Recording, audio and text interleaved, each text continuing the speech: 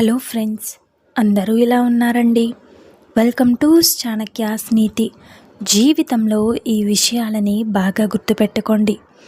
ఏంటి అంటే సూర్యుడు చంద్రుడు, పగలు రాత్రి, నింగి నేల, వీటిలో ఏదీ మారదు.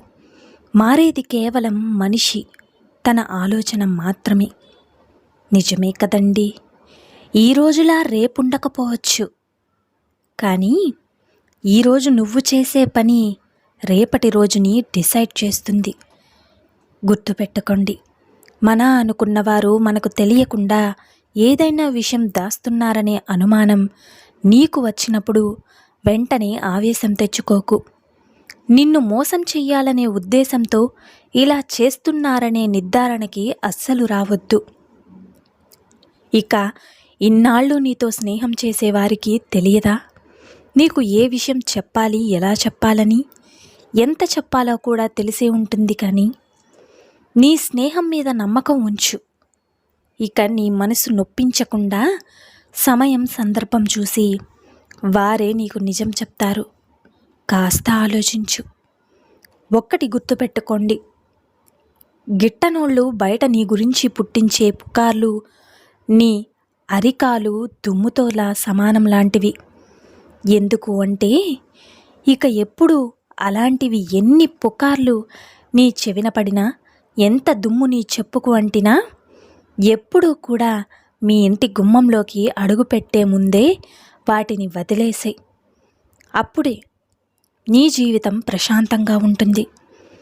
ఇక కనిపించిన ప్రతివాడు నువ్వు ఎలా ఉన్నావు, ఏం చేస్తున్నావు అని అడుగుతాడు, కానీ అడగడానికి పైసా ఖర్చుండదు. కాబట్టి అదే కష్టాల్లో ఉన్నామని చెప్పి చూడు, ఎక్కడ సహాయం అడుగుతావా అని నీకు ఎప్పుడూ కూడా కనుచూపు మేరలో కనిపించకుండా చాలా జాగ్రత్త పడతాడు. ఇక అలాగే గెలిస్తే చప్పట్లు కొట్టే చేతులన్నీ కూడా ఓడితే భుజం తట్టి నేను ఉన్నా అని అనవు ఎప్పుడూ కూడా.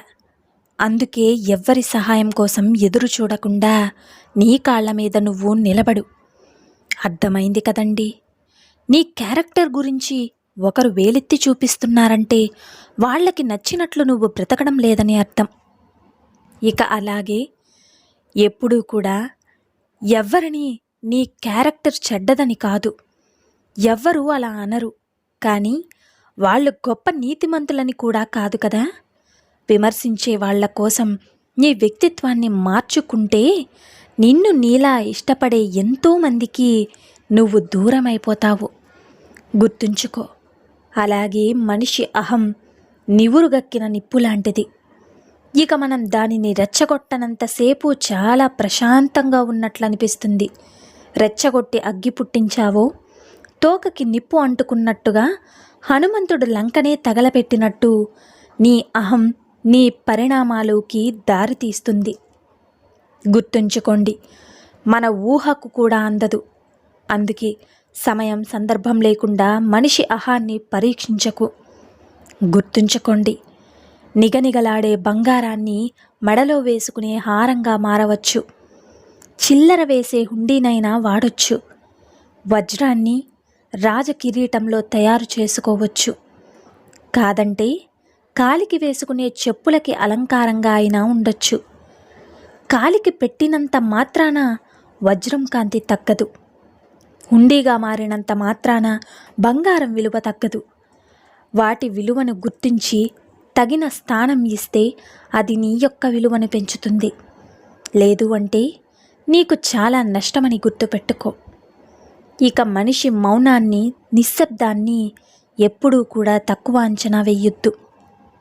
పులి చప్పుడు వేయకుండా అడుగులు వేస్తుందంటే దేన్నో బలంగా వేటాడబోతోందని అర్థం. ఉప్పొంగే సముద్రం నిశ్శబ్దంగా ఉంది అంటే ప్రళయాన్ని సృష్టించబోతుందని అర్థం. అందుకే ఇక ఎప్పుడూ కూడా అలాగే మనిషి మౌనం కూడా ఏదో పెను మార్పుకు ముందస్తు సంకేతమని గుర్తుంచుకో. కాబట్టి ఆ మార్పు మంచికో చెడ్డకో అనేది వారితో మన ప్రవర్తన మీదే ఆధారపడి ఉంటుంది. నిజమే కదండి. అలలు చప్పుడు లేని కడలను వెతకగలవా? ఇక కంటి నీరు పెట్టించని గెలుపు కథలు చూపగలవా? అలాగే బలవంతుడైన, భాగ్యవంతుడైన, బలహీనుడైన, నిర్భాగ్యుడైన కన్నీటి కడల్ని దాటించాల్సిందే. కలల తీరం చేరాల్సిందే. ఊపిరి ఉన్నంతవరకే మట్టి నీ కాళ్ళ కిందుంటుంది. ప్రాణం పోయాక అదే మట్టి నీ శరీరం పైకొస్తుంది.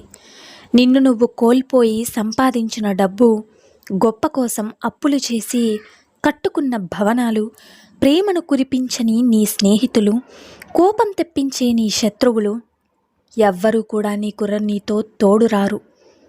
దేన్ని కూడా నీతో తీసుకెళ్ళలేవు.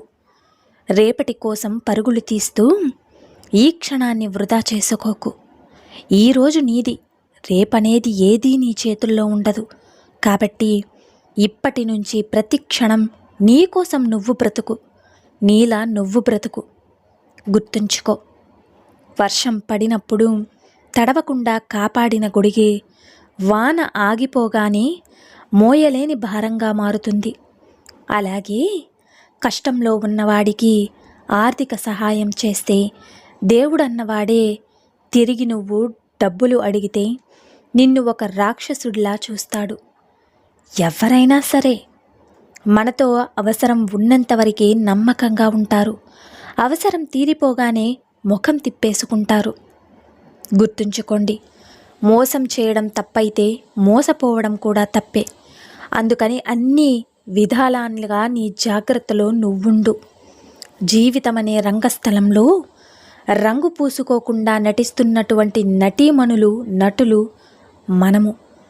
ఇక్కడ మనస్ఫూర్తిగా ఎవరూ కూడా ఆనందించలేరు. అలా అని మొహం మీద చూపించనూ లేరు. పైకి నవ్వుతూ లోపల ఏడిస్తూ చప్పట్లు కొట్టి భుజం తట్టే వాళ్ళంతా కూడా మనిషి అసలైన ఆనందాన్ని అనుభవించడం ఎప్పుడో మర్చిపోయారు. నీకు సాధ్యమైతే ఈ మాయ నుంచి బయటపడు. సాధిస్తే నువ్వు మహాత్ముడవుతావు. గుర్తుపెట్టుకో, ఇక ఈ రోజుల్లో బంధాలు నిలబడాలంటే నిన్ను నువ్వు కోల్పోయి పూర్తిగా వారికి నచ్చినట్లు బ్రతకాలి. అలా కాకుండా నీకు నచ్చినట్లు బ్రతకడం ప్రారంభించిన రోజున ఇక నీ బంధం ముగిసిపోవడమే కాదు, బదులుగా నీకు అహంకారి అనే బిరుదు కూడా వస్తుంది. అందుకే కొత్త స్నేహాలు, కొత్త పరిచయాలు ఏర్పరచుకున్నప్పుడు నీ మనస్తత్వానికి తగిన వ్యక్తో కాదో బాగా ఆలోచించు. నిర్ణయం తీసుకో. నిజమే కదండి, పుట్టిన కుటుంబం, పెరిగిన వాతావరణం, ఎదురైన పరిస్థితులు ఇవన్నీ కలిసి వచ్చి నిన్ను ధనవంతుణ్ణి చేస్తే అది నీ విజయం అనుకొని గర్వంగా గర్వించు. నిజమైన విజయం అంటే ప్రతిరోజు కూడా వీక్షించుకుంటూ స్వాగతం పలుకుతున్న సమస్యలకు పరిష్కారాలతో సాగనంపు. ఎప్పుడు ఎదుటివారి జీవితంలోకి తొంగి చూసి అందరి తలుపుల్ని కూడా ఎత్తుచూపి ఆనందించే సమాజంలోనే పెద్ద మనుషులు మీరు ఒక జీవితాన్ని గుర్తుపెట్టుకోవాలి. జీవితమే మీ తెరిచిన పుస్తకం కాదు, అది కూడా తప్పుల కుప్పలతో నిండి ఉంటుందని గుర్తుంచుకోండి. ఒక అమ్మాయి నీతో ఎక్కడికైనా వస్తుంది అంటే, నువ్వు ఏం చేసినా ఏం చెప్పినా చేస్తుంది అంటే ఆమె యొక్క క్యారెక్టర్ బ్యాడ్ అని కాదు, ఆమె అందరికన్నా నిన్ను ఎక్కువగా ప్రేమిస్తుందని అర్థం. అందరికన్నా ఎక్కువగా నీకే ఇంపార్టెన్స్ ఇస్తుందని అర్థం. నిజమే కదండి. సో చూశారు కదా ఇవాల్టి వీడియో. ఈ వీడియో మీకు నచ్చిందని అనుకుంటున్నాను. నచ్చితే చిన్న లైక్ చేసి మన ఛానల్ ఎవరైనా స్టార్టింగ్ చూస్తుంటే సబ్స్క్రైబ్ చేసి సపోర్ట్ చేయండి ఫ్రెండ్స్. ఇలాంటి చాణక్య నీతి మరిన్ని మోటివేషనల్ వీడియోస్ మీకు నోటిఫికేషన్ రూపంలో రావాలంటే పక్కనున్న బెల్ సింబల్ని క్లిక్ చేయండి. Thank you for watching friends. రేపటి వీడియోలో చాణక్యులు గారు ఏ మంచి మాటలను, ఏ మంచి సూక్తులను మనకి చెప్పబోతున్నారన్నది మనం రేపటి వీడియోలో అయితే తెలుసుకుందాం.